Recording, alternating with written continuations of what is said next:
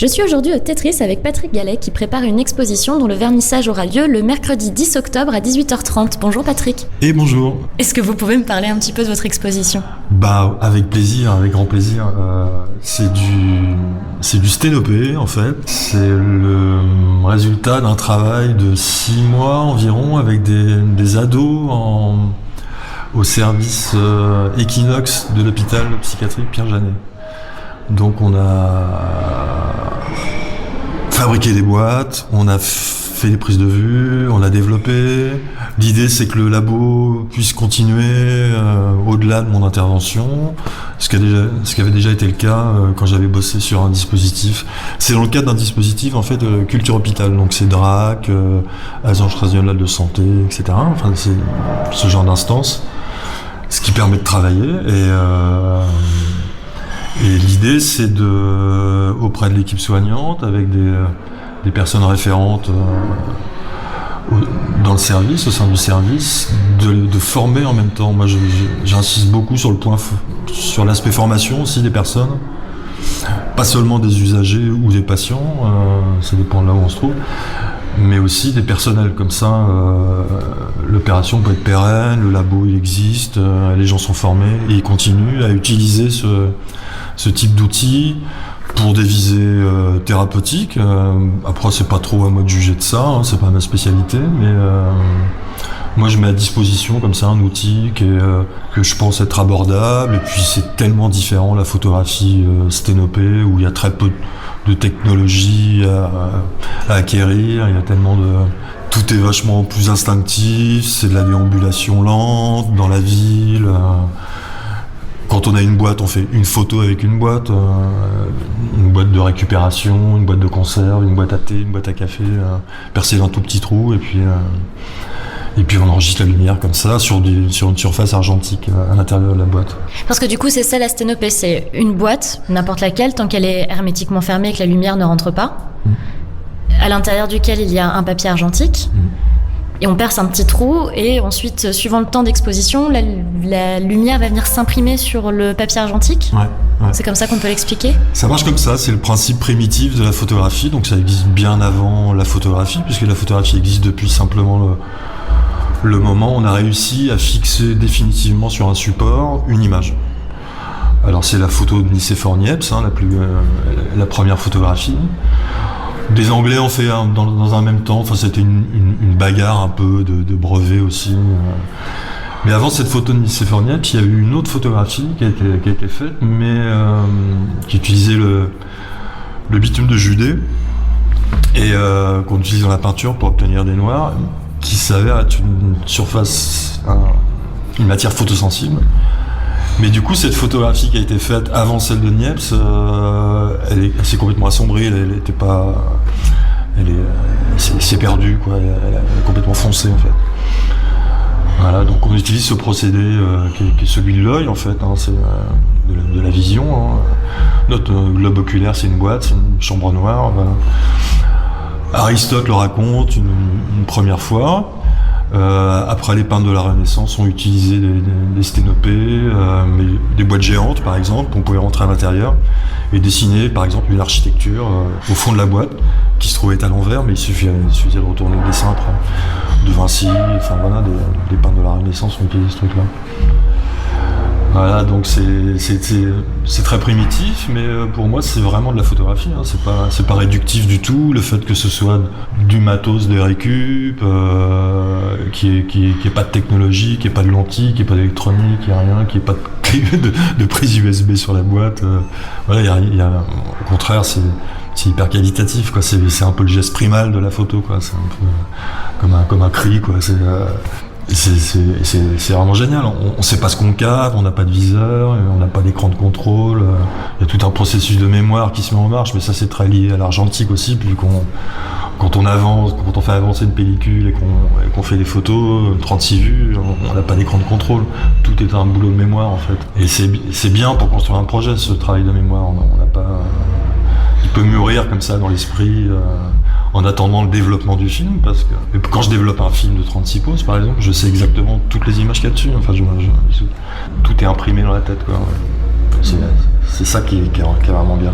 Alors les temps de pause, ils sont très longs souvent, hein. Donc parfois c'est 30 secondes en plein soleil. Donc c'est pas un millième de seconde, quoi.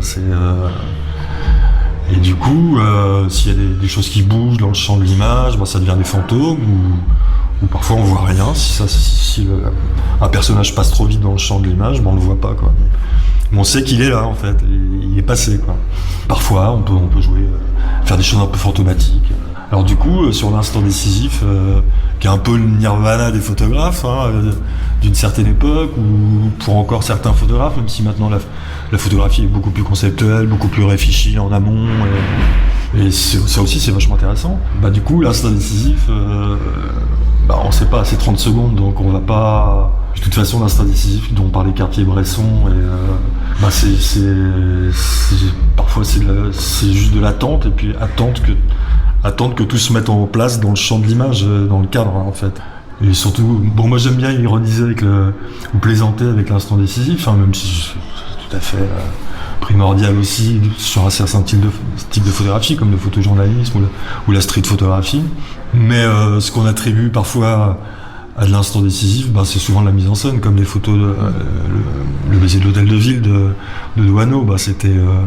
C'était 2 comédiens du cours Florent qui avaient été embauchés pour cette prise de vue, quoi. Donc, en quoi c'est décisif, je sais pas trop. Alors, c'est rigolo, mais on peut se poser cette question, en quoi c'est décisif finalement quand on parle d'instant décisif en photographie. Si je reprends par exemple l'image de la petite gamine qui a été brûlée au napalm, qui court au Vietnam sur une route comme ça, cette photographie était décisive, du coup. Alors effectivement, elle est super bien cadrée, hein, c'est déclenché au bon moment, mais il y a l'image d'après qui est peut-être tout autant bonne, ou celle d'avant qui est peut-être encore meilleure. Mais il se trouve que celle-ci est ressortie. Ça a été décisif, peut-être pour enclencher le retrait américain du Vietnam, hein, mais même si cette photographie-là, en fait, est tombée à un moment décisif pour le gouvernement américain de décider de se retirer du Vietnam, parce qu'il commençait à y avoir vraiment beaucoup de victimes américaines, et puis il y avait des manifs dans le monde entier contre la guerre du Vietnam, et pas qu'aux États-Unis, en Europe aussi, en Allemagne, avec les bases de l'OTAN qui étaient implantées en Allemagne. Enfin. Donc là, ça a été décisif, sans doute pour le gouvernement américain pour se retirer, et puis ça a été décisif aussi pour cette gamine qui est devenue, qui est très connue. Maintenant, elle est ambassadrice pour la paix à l'ONU. Enfin voilà, la photographie, c'est quand même un truc qui est beaucoup fantasmé, puis et je crois qu'il faut, quand on est dans le contemporain, dans la photographie contemporaine, il faut observer tout ce qui se passe autour de la photographie, la manière dont on les consomme. Évidemment, avec Internet, maintenant, c'est hyper primordial de faire tout ça. Et de ne pas rester figé sur justement cette grande aventure qui a été l'instant décisif, le photojournalisme. Il y a encore des gens qui fonctionnent comme ça sur un mode de diffusion et de conception d'image qui n'a plus rien à voir du tout avec la consommation qu'on a actuellement de la photographie, quoi.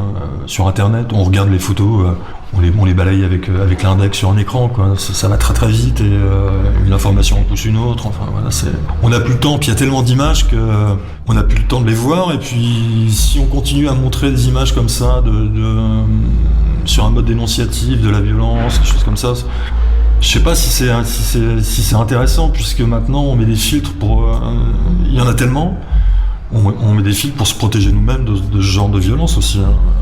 Donc je crois qu'il faut... c'est Sabine Weiss qui disait ça il y a pas très longtemps, une vieille photographe, et très respectable et tout, qui a 95 ans, qui dit mais maintenant il y a beaucoup trop de photos, il faut arrêter de faire la photo, quoi. Faut poser l'appareil. Faut réfléchir à la photo, quoi. Voilà, c'est ce que fait la photographie conceptuelle en ce moment. On réfléchit à la photographie, ça n'en est pas moins de la photographie, même si on est très loin justement de l'instant décisif de Cartier-Bresson, ça n'a plus rien à voir du tout. Voilà. Et c'est pas que de la cogite intellectuelle, c'est vraiment se repositionner dans soi-même en tant qu'auteur, dans une histoire contemporaine qu'on est en train de vivre et qui va bouger tout le temps, hein, en même temps que nous on bouge dedans et puis on bouge avec. Et la photographie c'est pas mort, quoi. Voilà, c'est pas un instant qui n'est plus. J'ai jamais vu le côté morbide de la photographie. j'ai jamais trouvé ça morbide du tout, même si c'est un instant qui existe peu.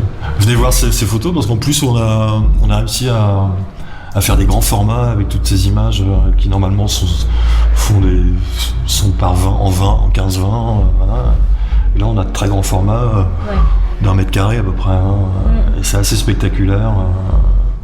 Et puis c'est le travail des ados, quoi. Il faut venir le voir. Et puis j'ai essayé de le mettre en valeur comme ça avec cet accrochage et puis cette sélection que j'ai faite aussi. Ils parlent de leur boulot, ils parlent de leur humanité, voilà. Parce qu'on est tous dans la même humanité. Hein. C'est pas parce qu'on est auteur, photographe qu'on est dans une humanité différente, quoi. On est comme tout le monde, quoi. Voilà. Merci. Merci.